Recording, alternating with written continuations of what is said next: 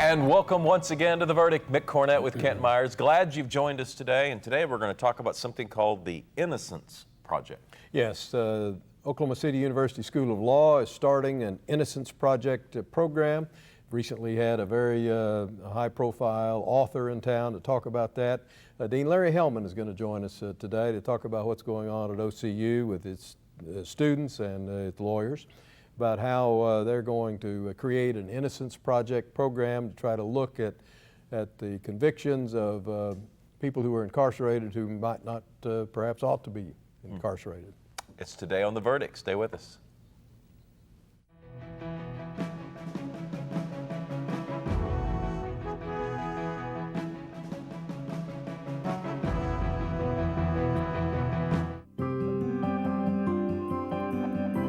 A greener planet, cleaner air, a healthy economy, national security, a smaller deficit and a stronger dollar, green jobs, better jobs, energy independence, warmth and light and transportation.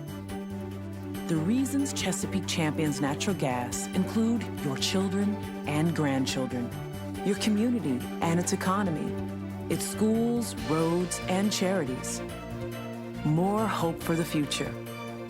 More confidence in the direction of our nation. The need for energy that's clean, affordable, abundant, and very American. These are the reasons Chesapeake champions natural gas every day.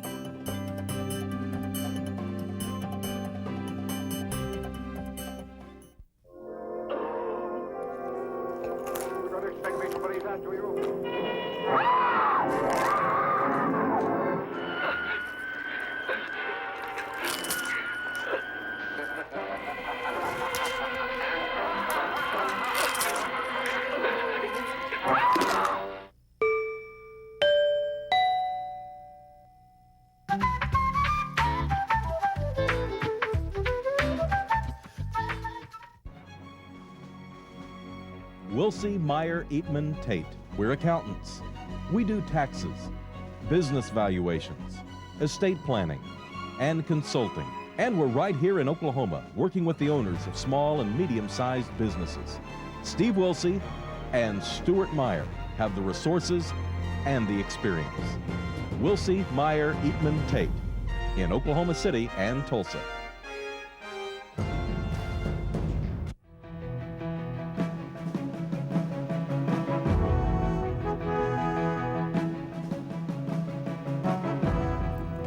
Welcome back to The Verdict. Mick Cornett with Kent Myers, and Kent's going to introduce today's guest. Very pleased today to welcome back to The Verdict Dean Lawrence Hellman from Oklahoma City University School of Law. He has been with us on one other occasion. He did his undergraduate work at Washington and Lee, did his master's and JD work at Northwestern University in Chicago. For 4 years, he was with the Antitrust Division of the Justice Department. He's been at OCU, believe it or not, since 1977. It's hard to tell by looking at him, but he says he was 3 years old when he started. He's been dean for 11 years at the law school. He's my boss there at the Oklahoma City University School of Law. His area of particular emphasis and expertise is in legal ethics. Larry, we're sure glad that you join us today. Thanks so much for having me. Glad to have you. It's great to have you back. Now, recently you had author John Grisham on campus. What was that about? Well, John Grisham came to OCU for two purposes. One was to raise awareness regarding the need to address the problem of wrongful convictions in our criminal justice system. This is a matter that he's become very passionate about, and he wrote a book that's based on a case that actually occurred here in Oklahoma called The Innocent Man, which was a blockbuster, about two people who were convicted of a crime they didn't commit and served many years in prison, one on death row, until the true perpetrator was discovered and they were exonerated. So the program at OCU, which drew over 1,800 people, was to tell how frequently this happens in our criminal justice system, and also to begin our fundraising effort for us to establish a clinical program for our students where they can work in identifying other cases of wrongful convictions and seek to rectify those. This has kind of become an issue for Grisham, hasn't it? It's kind of become a cause for him. It really has, and he was interviewed by quite a few media outlets here in Oklahoma City to tell that. He speaks around the country for the same purpose, to support law school programs that seek to educate their students about the problem and train them to not repeat mistakes that have been made in the past when they go forward in their future careers. And he's a true believer in the need for reform here. The number of 1,800 people showing up leads one to believe it was probably a pretty successful event. It was a very successful event, Kent, and I can tell you that the aftermath of the program has also been very gratifying. This clearly struck a nerve in our public's consciousness, and not just from lawyers and the legal profession, but from the public at large. I mean, can you imagine anything more horrible than to be in prison knowing that you're absolutely innocent? And while it is relatively rare in our criminal justice system, the fact that it occurs at all is something that disturbs everyone. So what's the message to law students? What should they take out of Grisham's cause and out of Oklahoma City University's law school? Well, what we hope to do when we establish our Innocence Clinic and when we complete our fundraising effort is to have a program where students will learn to do it right. This is a program that's not necessarily for people who are destined for a career in criminal defense work. We think it'll be very valuable for our students, many of whom want to go into prosecution careers, to learn how to avoid mistakes, how to conduct lineups properly, how to conduct interrogations properly, how to meet their obligations in terms of turning over possibly exculpatory evidence to the defense team. But it also will be a wake-up call to all students that any case, whether it's in the criminal justice system or not, has to be very carefully prepared. We're dealing with people's lives and fortunes, and it's a sense of professional responsibility to do this with utmost care. The phrase Innocence Project, I guess, was not original with Oklahoma City University. Barry Scheck and his group named their group that, I suppose, a number of years ago. Will you be affiliated with any national organization? It's a loose affiliation. It's not exactly like having a Sonic franchise and having the same menu, but the programs are mutually supportive. There are about 40 different programs throughout the country, most affiliated with law schools, that are loosely connected with the Innocence Project in New York at Cardozo Law School. They learn from each other, they support each other, but we will be totally independent. It'll be led by a member of our faculty who will guide our students who work in the program. You're raising funds. What will be the use of the funds that you raise? Well, what kind of need does this create? Well, our goal, we've set a high threshold for ourselves. We don't want to launch this clinic until we know that we have the funds in place to sustain it for a minimum of 5 years. And that is an estimated $1.25 million. That means a $250,000 annual budget. And what that goes toward is hiring a new member of our faculty who will not be a novice. This will be someone who will have experience in the criminal justice system, but also the skills and professional interest to be a professor, because more than anything else, our clinical programs at the law school, and we have several, are pedagogical in objective. And in the process of learning the right theory of practicing law and the skills of practicing law, we're doing some good as well. But the need for the program will be overwhelming. And so we'll be adding a faculty position, we'll need administrative support, and there are also expenses unique to an Innocence Clinic that wouldn't necessarily be there for other clinics, involving investigatory expenses, forensic tests, and travel expenses to remote places and so forth.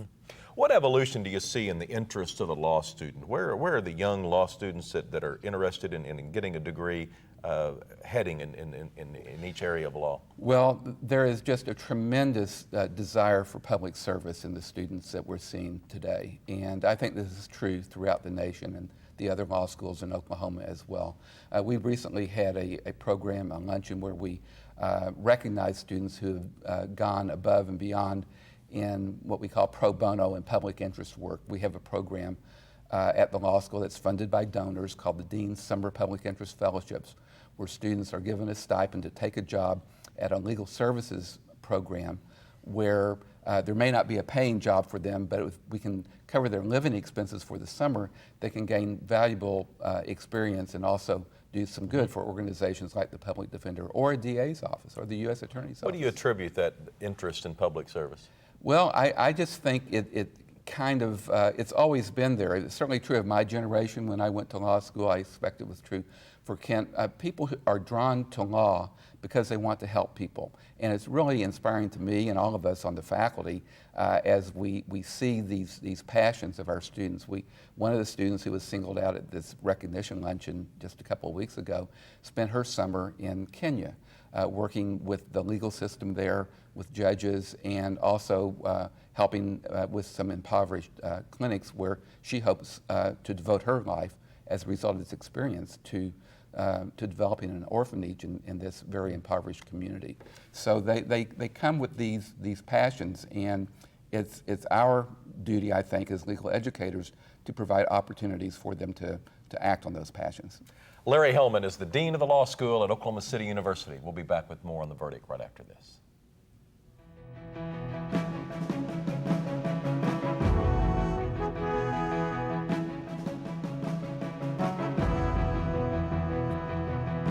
Most of the artwork that I produce is with colored pencil and watercolor. The subject matter that I use is, of course, Chickasaw. Most of my themes revolve around family and really that foundation that has been a part of Chickasaw life since ancient times. The Chickasaw Nation is a matriarchal society. You've got one lady, she's probably the oldest member of the family, that everybody goes to and that everybody reveres. That is something that every woman can look forward to in the Chickasaw Nation because they are extremely important in the family. Maybe one day I will be a matriarch. I think this is probably the secret to the success of our government, is that we still have maintained that idea that family is the most important thing and that we must minister to the family first, and then all other things will fall into place. Home values are down in some states, but not in Oklahoma.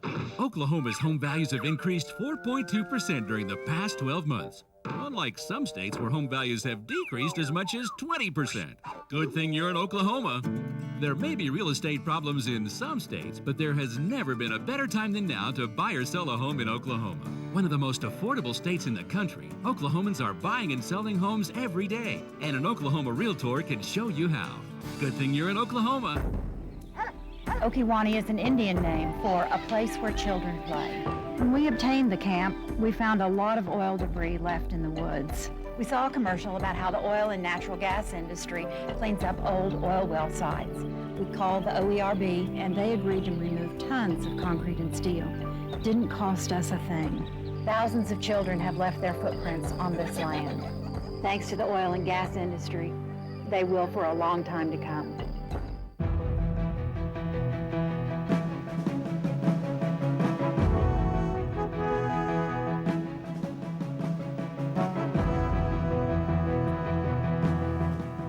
We're talking to Larry Hellman. He's the Dean of the Law School at Oklahoma City University, and you were discussing the wants and needs of the law students today, and you talked about public service being something that they're highly interested in. Well, one of the responses to the appearance of John Grisham and our announcement that we're attempting to undertake this program has been a spontaneous volunteer group of about 40 of our students who are led by the president of our student body, Josh Snavely, who came to me right after the Grisham event and said, what can we do to get this going faster? And I said, well, we don't want to get ahead of ourselves. We have to do the fundraising and hire the director. But what can be done in the meantime is students can volunteer to do research to assist the Bar Association and other leaders in the legal profession in our state, study the causes of wrongful convictions and what other states have done to reform procedures to lessen the likelihood of future wrongful convictions. So rather than looking backward to correct wrongful convictions, which we will do in our Innocence Project. Right now, we can perform research and lead to reforms and improve procedures in the way criminal investigations are conducted and trials are conducted. I noticed that you mentioned in the first segment that there were a number of other law schools that were being involved, getting involved in this kind of project.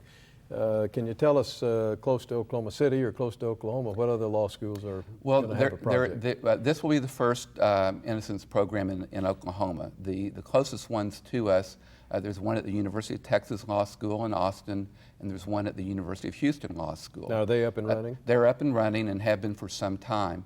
The University of Missouri system has an Innocence program with branches at both UMKC in Kansas City and the University of Missouri in Columbia.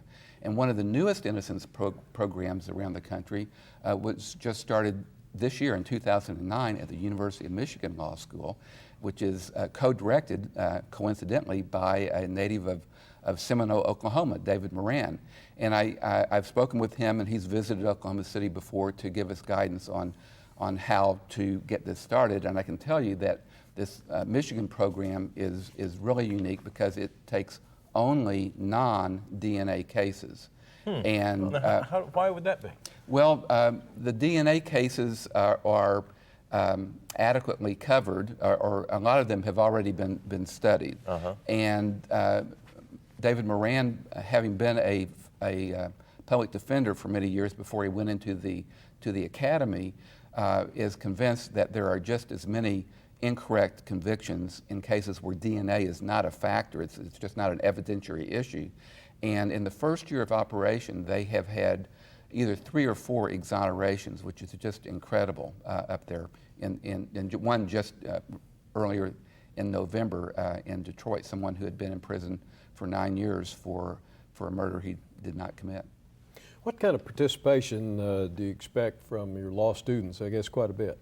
I expect it will be a bit, and there will be competition to get into the clinic. Law school clinical programs have to have small enrollments, a very close faculty or small student-faculty ratio to guarantee, because we're dealing with real cases here of the highest stakes. And so the professor has to be directly involved, but when you do finish the investigation, which the students will conduct, and you go to court to ask for a new trial or an exoneration, the students will do the work. And so you can't have, as you do in some of your classes, can't have 60 students with one professor. We'll probably have around 10 students with one professor. And, but I think it will be important to our students who are not lucky enough to be in the clinic, because I know many of them will want to be, but it'll be important for them to know that their school is involved in this project, that it is fighting for justice and helping to train students to go forward to have great careers besides the ones that are in the clinic. Let me follow up on that just if I may, kind of a law school type question.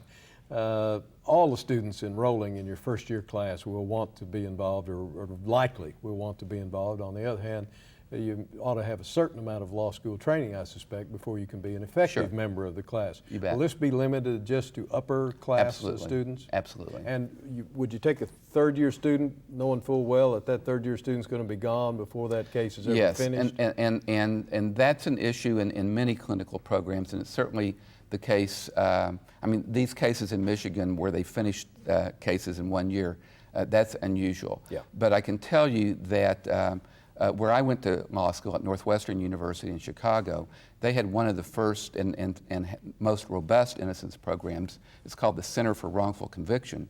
And they've had numerous exonerations over the years. And when an exoneration is achieved, it may be 5 or even 10 years later, but all the students who worked on that case while they were there still have a sense of ownership and gratification and pride that they played a role in moving the ball forward. Are there any reliable estimates on how many people might be wrongly imprisoned? Well, we don't know, we'll never know for sure, but this is an interesting statistic that we do know for sure. If you take all of the people who were sentenced to death anywhere in the United States, in the 30-year period between 1973 and 2004, we know that 1.6% of those people have been exonerated. So that's a minimum, I think. And while it's thankfully a small percentage, it's still hundreds of people. And when you think about that and extrapolate from that, there are 2.3 million people incarcerated in the United States of America. We have the highest incarceration rate in the country. And if you've got a 1.6% error rate in death penalty cases, where you'd think you'd have the most care and the most procedural safeguards, there's no reason to believe that you don't have at least the same rate of mistake in in non-capital cases. And again, if you just take 1.6% of 2.3 million people, that's 30 or 40,000 people in prison who shouldn't be there. Once your program gets up and running, how would a case find its way to your project? Well, again, the Michigan example serves to help answer that question. They received between 3,000 and 4,000 requests for assistance as soon as the program was announced. And we're getting letters right now at OCU, and of course we have to write back and say we aren't ready to help you yet. When the letter is received, a questionnaire, a lengthy questionnaire, I think it's 20 pages, is sent to the person in prison seeking assistance. And that will allow the students and the faculty supervisors, and some volunteer attorneys may help, to review those questionnaires to see whether there's any merit to them. Because after all, we're looking for needles in the haystack. We are not suggesting that there are lots of people percentage-wise in prison, but any number that's larger than zero should be a matter of concern. And after the questionnaire comes back, the students will go out and interview witnesses, review transcript, view the crime scene, perhaps suggest forensic testing, and decide which of those cases to take. And of those 3,000 cases that are requests for assistance at Michigan, they took 7. So it's a triage Is there any process. interest from the U.S. Attorney's Office or Oklahoma County District Attorney's Office? Is there any interest in those offices about being a part of this? Yes, there is. And David Prater, our district attorney here in Oklahoma County, is fully supportive of our effort and actually authorized me to say at the John Grisham event that he was, as did Attorney General Drew Edmondson. This is not a program that is oppositional to law enforcement, because no prosecutor wants to convict the wrong person. And if working together we can correct mistakes that may have happened, that's good for everybody. And one thing I do want to say is, if the wrong person is in prison, that means the true perpetrator is at large, and that should be of concern to everybody. That's a good point. Larry Hellman, Dean at the Law School at Oklahoma City University. Thanks for coming on and telling us about the Innocence Project. Thanks for having me. Thanks, Good luck. Larry. Okay. Kent and I'll have a final word after this.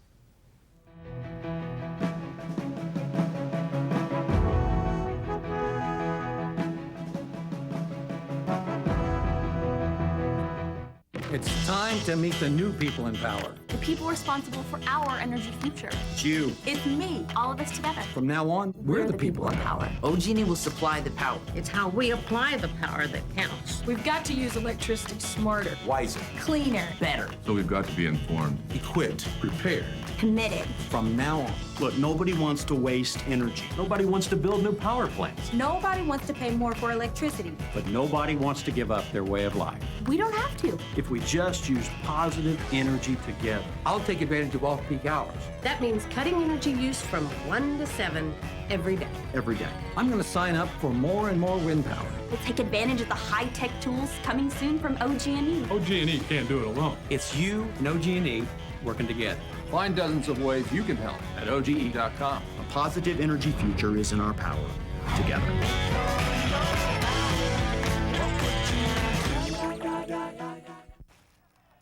Blankenship has stopped at the line of scrimmage. No gain on the play. Leaving it 4th and 7 on the Tiger 46-yard line. 38 seconds on the clock. The Tigers have no choice but to go for the lead. Wiggins had to do the kicking. Here's the snap. And the kick is away.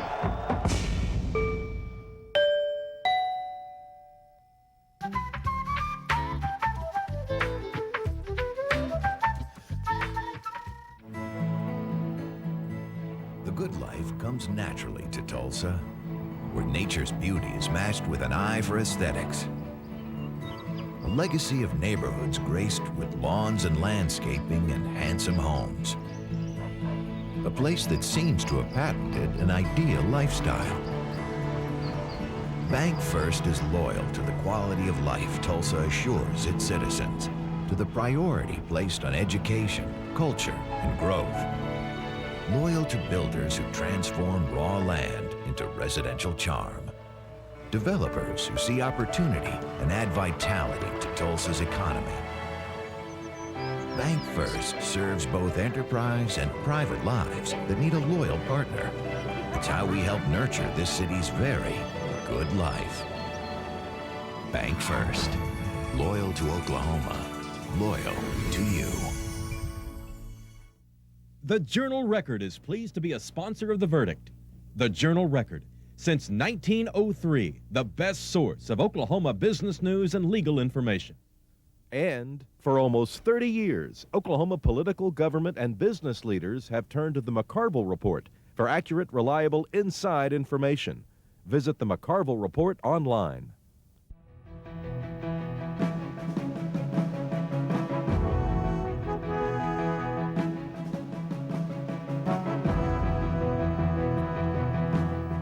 We're back on the set of The Verdict. Mick Cornett with Kent Myers. Today we are wrapping up a show with Larry Hellman, the Dean of the Oklahoma City University Law School, and we've been learning about the Innocence Project. Yes, and that's a project that's becoming more and more frequently established around the country in law schools and otherwise. As you may recall, we had Robert McCampbell and David Prater on recently to talk about the what they perceive to be the wrongful conviction of Michael Bahema, military court, where he was convicted of murder and is serving time now. But even the prosecutors in that case thought the conviction was incorrect, and there's work trying to get that overturned. So this happens more often than one might think, and of course I think as the statistics tell us, anybody can say that I'll hire on with, tell us that eyewitness testimony is just notoriously unreliable, and so many of the convictions are based on eyewitness identification.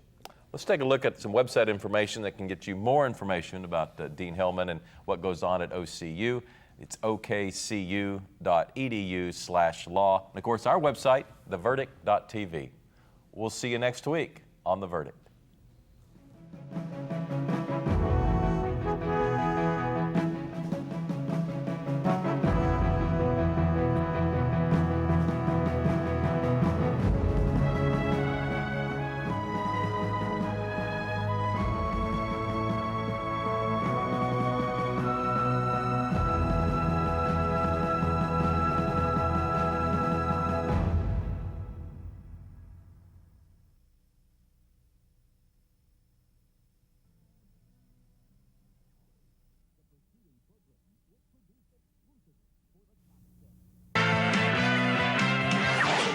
The preceding program was produced exclusively for the Cox Channel.